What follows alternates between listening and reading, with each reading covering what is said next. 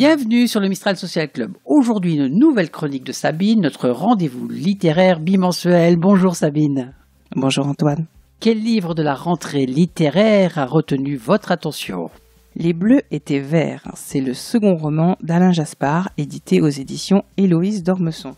Et quelle en est l'histoire ? Nous sommes en 1961. Max a 20 ans, il habite Saint-Étienne et il n'a aucune envie de suivre le chemin de la mine comme tous les hommes de la région. Et même s'il est amoureux de Monica, appelée sous les drapeaux, il prend la direction de l'Algérie, pays déchiré où la guerre est déjà perdue d'avance.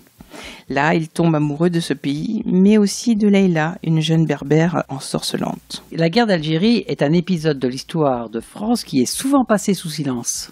C'est vrai, dans son roman, Alain Jaspard brise le tabou. Il nous parle de ces jeunes hommes envoyés contre leur gré dans cette guerre violente, ces massacres. Une lecture difficile, Sabine ? Non, pas du tout. Si le récit est instructif, l'auteur a pris soin d'y distiller des moments drôles, touchants. C'est une photographie d'une jeunesse qui a besoin de se libérer de ses entraves avec la rage de vivre et d'aimer. Les Bleus étaient verts est disponible en librairie depuis le 20 août. Sabine, vous avez rencontré un auteur cette semaine. Effectivement, Damien Mauget a bien voulu répondre à nos questions à l'occasion de la sortie de son dernier livre. À noter que le jeune homme vient de remporter le prix littéraire L'encre et les mots imaginaires. Si vous êtes du côté de La Rochelle fin octobre, c'est l'occasion de faire connaissance avec cet historien passionné, édité par Beta Publisher. Bonjour Damien, vous êtes l'auteur de la série Dark Fantasy, Les Trois Gardes. Pouvez-vous nous dire qui vous êtes ? Alors bonjour, oui, moi c'est Damien Mauget, je suis étudiant encore, je termine mes études d'histoire en passant mon agrégation pour être enseignant-chercheur et je suis également spécialiste de l'Antiquité grecque et notamment de la religion grecque de l'époque archaïque. Et accessoirement auteur. Est-ce que cela veut dire que dans votre série, vous développez une histoire qui se passe dans l'Antiquité ? Alors non, ça se passe pas dans l'Antiquité, mais la culture grecque de l'Antiquité fait partie intégrante de l'univers. C'est-à-dire que toute l'histoire, toute la religion par exemple, la culture, mais aussi la langue fait partie de l'univers comme un héritage des anciens. Si vous deviez nous donner les grandes lignes de la série Les Trois Gardes, qu'est-ce que vous pourriez nous en dire ? Donc on est dans un univers très adulte, donc classifié dans la dark fantasy, avec des thèmes qui sont difficiles.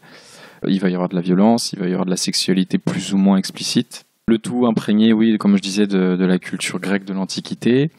Et dans le premier tome, on se place 80 ans après une guerre qui a eu lieu entre les humains et les démons.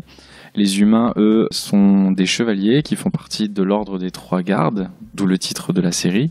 Donc on va avoir la garde royale qui est chargée de protéger son roi, la garde continentale qui est chargée de protéger son continent, et la garde ambassadrice qui, elle, sert logiquement d'ambassadeur, donc c'est-à-dire de protecteur des autres royaumes quand il y en a besoin. C'est de la fantasy, donc on a de la magie qui est partie intégrante de l'univers également.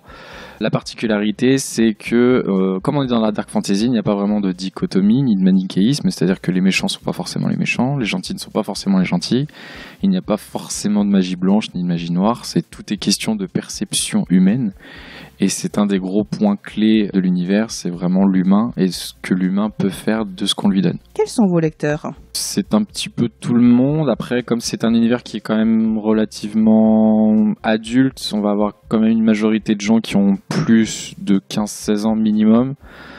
Mais c'est aussi bien des garçons que des filles. J'ai pas vraiment de lectorat précis. Après, il y a beaucoup de gens qui ne lisent pas forcément la dark fantasy, qui sont un petit peu surpris quand ils découvrent l'univers, mais ça les empêche pas après de revenir quand même, parce qu'ils ont apprécié les facettes particulières de l'univers, notamment l'Antiquité grecque, parce que ça intrigue les gens.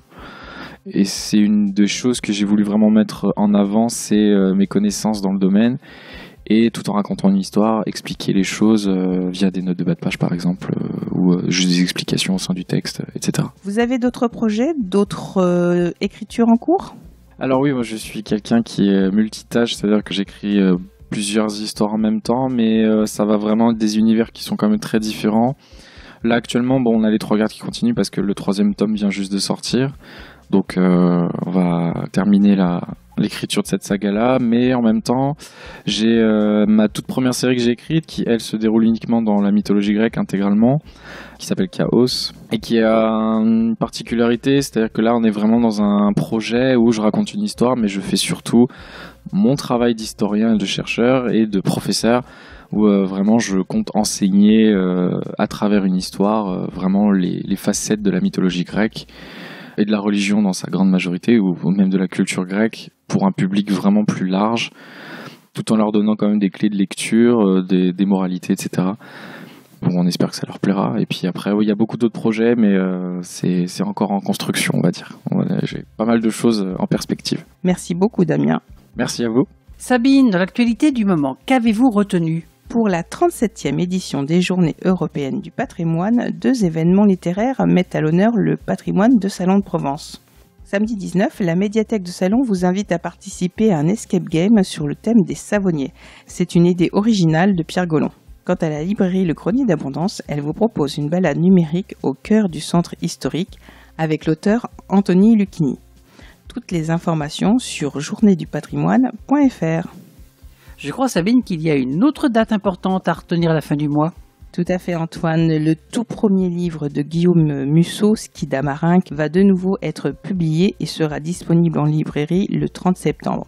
Il était introuvable depuis des années. Écrit entre 1998 et 2000, alors que Guillaume Musso commençait juste sa carrière d'enseignant, l'auteur a fait le choix de le laisser dans son jus avec les qualités de ses défauts et les défauts de ses qualités. Aujourd'hui, Guillaume Musso est l'auteur le plus lu de France. C'est tout pour aujourd'hui. On se retrouve dans 2 semaines pour une nouvelle chronique de Sabine que vous pourrez aussi retrouver sur son blog mabibliothèquebleu.com et sur le réseau Fréquence Mistral. À très vite sur le Mistral Social Club.